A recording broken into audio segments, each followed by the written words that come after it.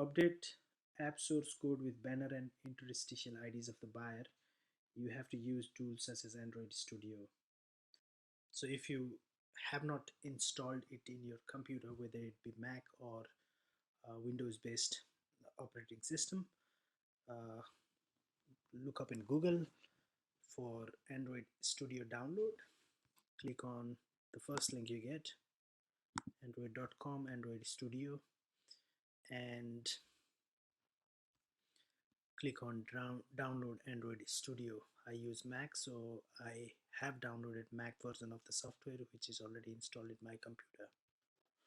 Once the software is installed, look up for Android Studio in applications.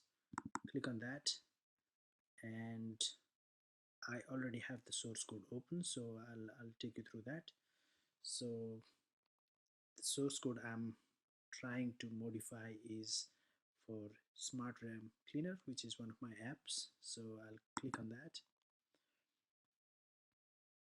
and on the left hand side, all you need to look up for is resources. Under resources,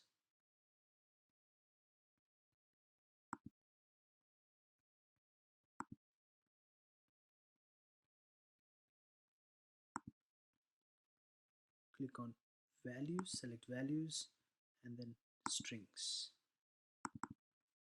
So if you scroll all the way to the bottom, you should see string name banner add ID, string name interstitial add IDs. So once you receive the buyer's IDs, you need to update this file and save it. So that's all you need to do. The next lecture I'll show you how to build